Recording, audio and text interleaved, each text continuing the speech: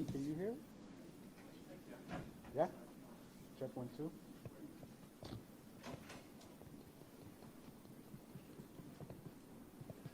No? Okay, sit.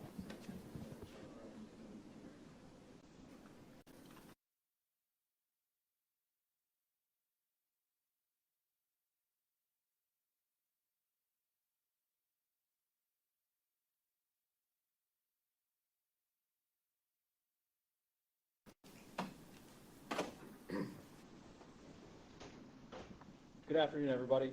My name is Deputy Chief Derek Swope of the Altoona Police Department. Today we're going to go through an incident that occurred in the city of Altoona. This morning at approximately 9:14 a.m., Altoona police officers received a call of a suspicious male at a local restaurant.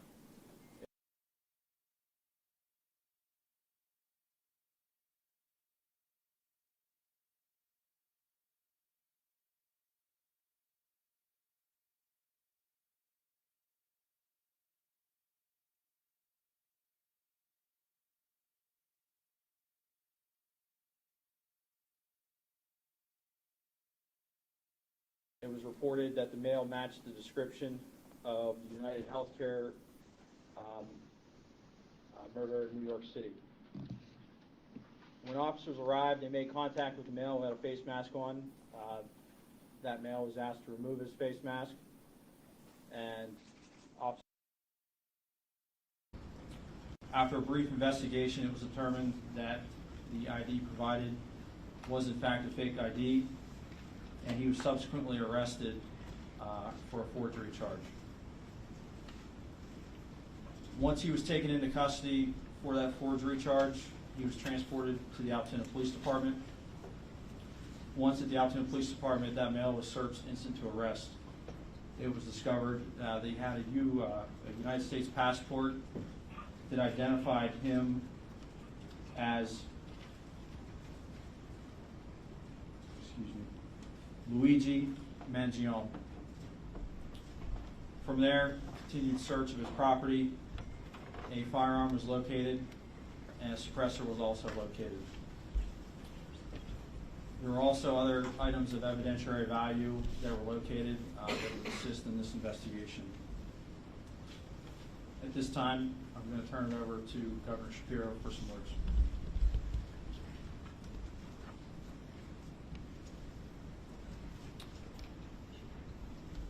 Thank you, Deputy Chief Swope, and let me acknowledge and thank the law enforcement who I'm joined with today, beginning with Lieutenant Colonel Bivens of the Pennsylvania State Police. I want to thank Senior Special Supervisory Agent Zabo from the FBI, and acknowledge NYPD Commissioner Daughtry and the women and men of the NYPD who join us here today. District Attorney Weeks, who you will hear from shortly. And I just concluded a briefing with Mayor Adams and Commissioner Tisch from New York. I want to begin by thanking our fellow Pennsylvania resident who acted as a hero today. Pennsylvania resident saw something early this morning at McDonald's and said something to our local police. And our local police here in Altoona acted swiftly. I want to say a special thanks to Officer Tyler Fry of the Altoona Police Department. Officer Fry is about 6 months into his time serving his fellow people here in Pennsylvania, and he acted swiftly, he acted with smarts, and he acted with calm. You know, safety often turns on the strength of the relationship between the community and law enforcement. We have that strong relationship here in Altoona, and it was proven here today. I want to ask all of our fellow Pennsylvanians to demonstrate the same type of thoughtfulness and courage and smarts as the individual at McDonald's did this morning, and help law enforcement here in Pennsylvania as we continue with our investigation. You'll see photos of the suspect who is here. And you should know that this suspect traveled between Philadelphia and Pittsburgh, making stops in between, obviously here in Altoona. I want to ask all of our fellow Pennsylvanians to help us with any tips that they might have by contacting us at 800-4-PA-TIPS. Again, that number is 800-4-PA-TIPS. The suspect was just arraigned here in the courthouse, and presumably New York will file charges very, very soon. That process will continue to play out, and justice will be delivered in this case.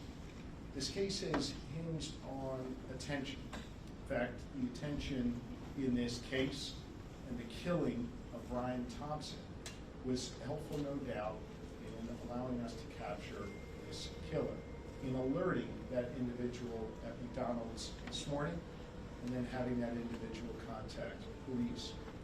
But some attention in this case, especially online, has been deeply disturbing, as some have looked to celebrate instead of condemning this killer. Brian Thompson was a father to two. He was a husband, and he was a friend to many. And yes, he was the CEO of a health insurance company. In America, we do not kill people in cold blood to resolve policy differences or express a viewpoint. I understand people have real frustration with our healthcare system, and I have worked to address that throughout my career. But I have no tolerance, nor should anyone, for one man using an illegal ghost gun to murder someone because he thinks his opinion matters most. In a civil society, we are all less safe when ideologues engage in vigilante justice. In some dark corners, this killer is being hailed as a hero. Hear me on this. He is no hero. The real hero in this story is the person who called 911 at McDonald's this morning. The real heroes every day in our society are the women and men who put on uniforms like these and go out in our communities to keep us safe. This killer was not a hero. He should not be hailed. Mr. Thompson, I understand, was laid to rest earlier today in Minnesota in a private setting.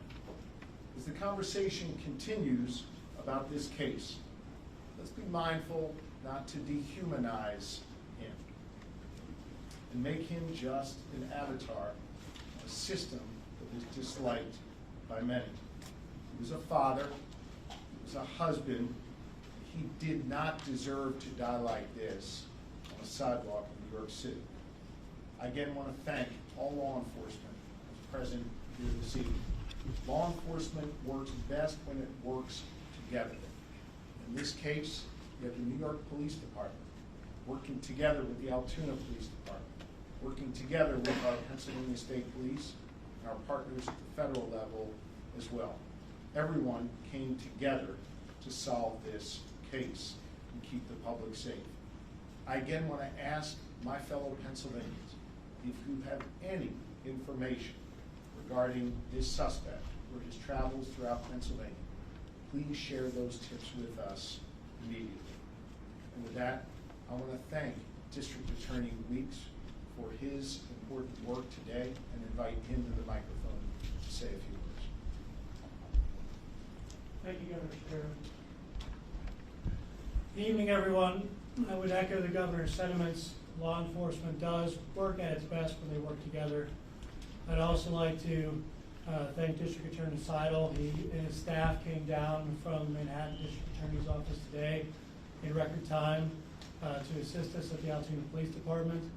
And as the governor stated, the state police, the Altoona Police Department, the FBI, the New York City Police Department, Logan Township Police Department, the Blair County Sheriff's Department, and other agencies all worked together today to do what needed to be done to seek justice. I often brag about how the community in Blair County isn't afraid to say something, to report a crime, to contact local law enforcement. And I've often touted how they've made their community, whether it be Altoona or somewhere else, a safer place to live. And today, I submit that a resident from Altoona and the Altoona Police Department helped make New York City a safer place to live and helped to kickstart the process to seek justice for a senseless killing. So again, I'd like to thank everybody, and it's my honor to introduce Deputy Commissioner Daugherty at this time. Thank you, Mr. DA. On behalf of the New York City Mayor Eric Adams, my boss, Police Commissioner Jessica Tisch, want to extend once again their appreciation to the Altoona Police Department, to your leadership team, federal, state, local authorities, and especially to the customer at the McDonald's that seen something, says something, to the McDonald's employee that called 911 and reported this individual inside of their restaurant. The men and women behind me, detectives. Some of these detectives that are standing behind me haven't been home since Tuesday when this incident happened. They've been working this case tirelessly around the clock. And when they got that phone call, immediately they jumped in their car, in the police car, and raced down here to go see if this was the individual they were looking for. That's dedication. Their commitment to bringing this individual to justice is just standing behind them. And on behalf of the mayor and the police commissioner, they extend their thanks and appreciation to you as well. Here's a message to the criminal element that think that they want to commit a crime in New York City and cross state lines, county lines. The message is very clear. Police Commissioner Tisch's police department will find you and bring you to justice. Just look behind you. Thank you.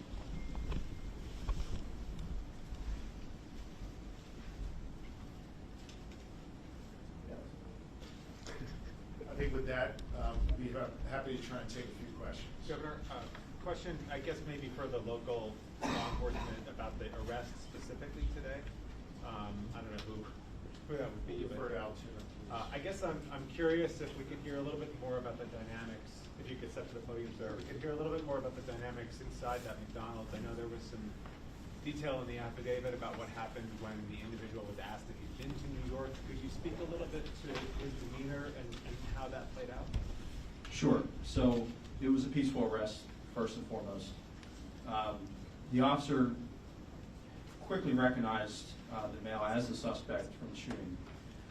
And within several seconds of the first contact, he had asked the suspect if he had been in New York City recently. And that really invoked a physical reaction from the suspect. He became visibly nervous, kind of shaking at that question. And he didn't really answer it directly. So that statement alone really said a lot. And the suspect didn't have to say a lot after that question to show that he was very nervous at that point. And was that the officer that the governor mentioned who's new on the job, who was involved in that? Yes, so Officer Fry's here to my left. Officer Fry can step this way a little bit. And then his partner that he was with, Officer Joe Detweiler. Officer, could you maybe identify yourself and maybe describe that whole interaction and what played out? Spell your name. Yeah, Patrolman Fry, Tylerfry. So whenever we got on scene there, we were able to pretty much find where he was at in the restaurant. And as soon as he was wearing a blue medical mask. As soon as we pulled that down, or we asked him to pull it down, me and my partner and I recognized him immediately, just from what we saw in the media, with photos, videos. We just didn't even think twice about it. We knew that was our guy, but he was very cooperative with us. Didn't really give us too many issues. Once we found out his identity, we took it from there. How does it feel with 6 months on the job as a law enforcement officer to be part of, to make this arrest? I can't say I was expecting it by any means, but it feels good to get a guy like that off the street, especially starting my career this way. arrest, has he made any statements since his arrest? Has he asked for a lawyer yet? To my knowledge, he hasn't made any statements. You guys How are long was he saying, staying in Altoona, and where was he staying, and then was the gun on himself, or was it in like a car somewhere? We are still investigating how long he's been in Altoona. There's still a lot of follow-up to do on this case. Again, the men and women behind me are assisting with that. Can you So tell we're us? still looking into it. I'm going to ask Lieutenant Colonel Bivens of the Pennsylvania State Police to address the question you just raised. So there are a lot of things that need to be followed up yet in this investigation. Certainly, there were a number of items that were found on his person, in his backpack, that have been inventoried, and we've begun to do an analysis of some of those. There were written documents. There are electronic devices that are in the process of being downloaded. Search warrants are obtained. And so over the next hours and days, those efforts will continue. And we're going to take a closer look at all of the information that we can glean from that regarding his activities up until and during the time of the homicide, his flight from New York. And we know that he has been in Pennsylvania excuse me, for several days. And so part of that investigation will also focus on trying to retrace his steps. We've already identified businesses, for example, that he frequented in this area and activities that he engaged in. That led us to more evidence. And so all of that is becoming kind of a mountain of evidence that has to be analyzed and looked at. I'm confident we'll have a much better idea of his activities over the past number of days in New York and in Pennsylvania. Additionally, we're also trying to determine that we don't have another actor or an accomplice out there. So this information will all be used to help us prove or disprove whether that exists and whether there were any other intended targets. So a lot of questions that are out there that are unanswered yet, but we have a lot of information that we can examine that hopefully will give us some of those pieces of data that we need. You asked, or someone asked about the interview. He was initially cooperative. He is not now, and so he has been arraigned and transported and will be securely housed pending the filing of additional charges in New York. So he is an actual suspect in the. Governor, you mentioned that he was in Pittsburgh at some point, is that correct? What Yes. do you know about that time in Pittsburgh? We're not going to get into any more details at this time. We would like to hear from any Pennsylvanian or any Pittsburgher who had any sightings or any dealings with the individual. That's why I specifically asked for anyone with tips to share that. But Can you talk about the extradition to New York? How does that process work? I know that you have your case here, but what happens with the New York market? And how long does it take? Thank you. So that answer depends.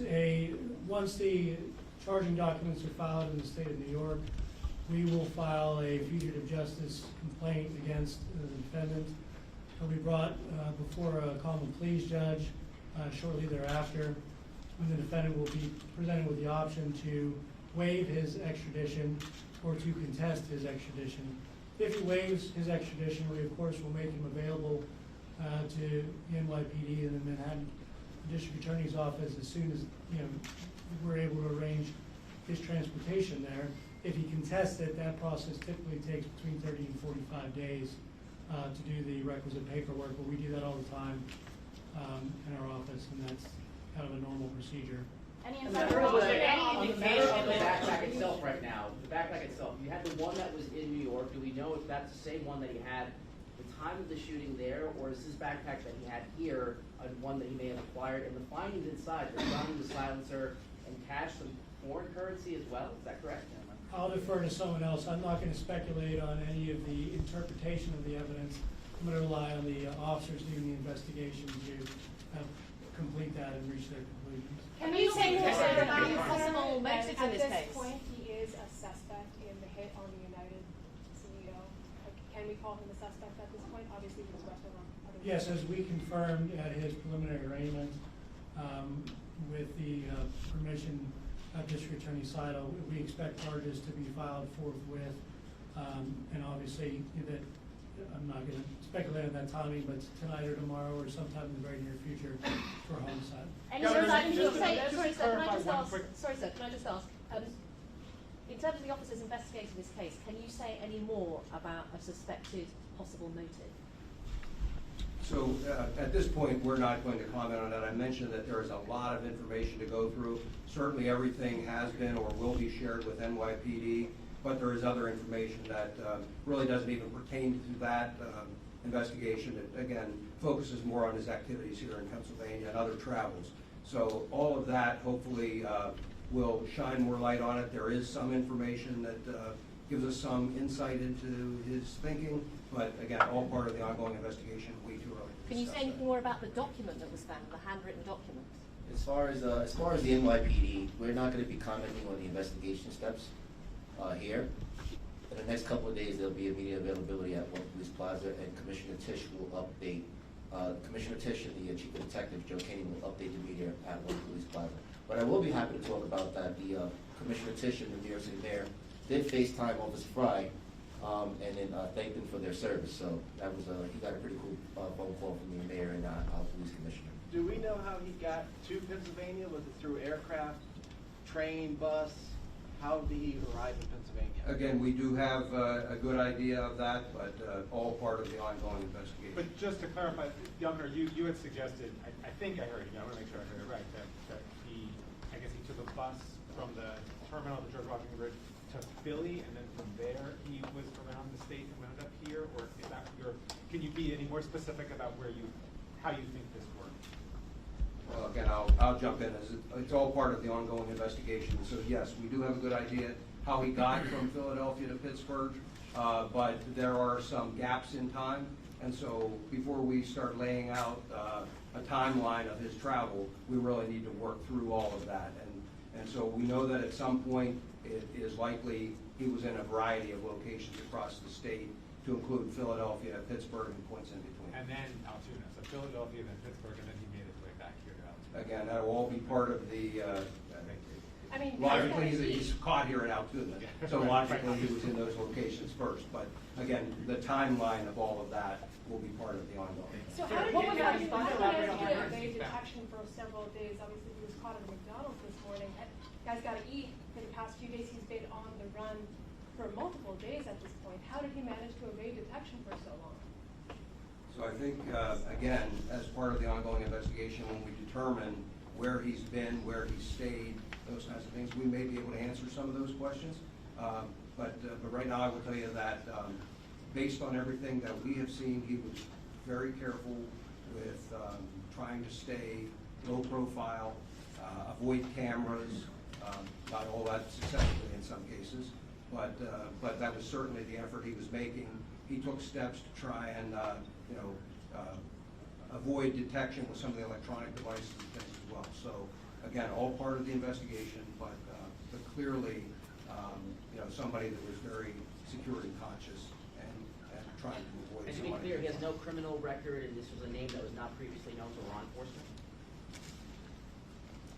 I am not aware of a criminal history. Could you speak to those tech evasion devices? It was mentioned in the hearing, and then the defendant said that those were waterproofing bags. Could you speak a little bit more to what was taken into evidence today?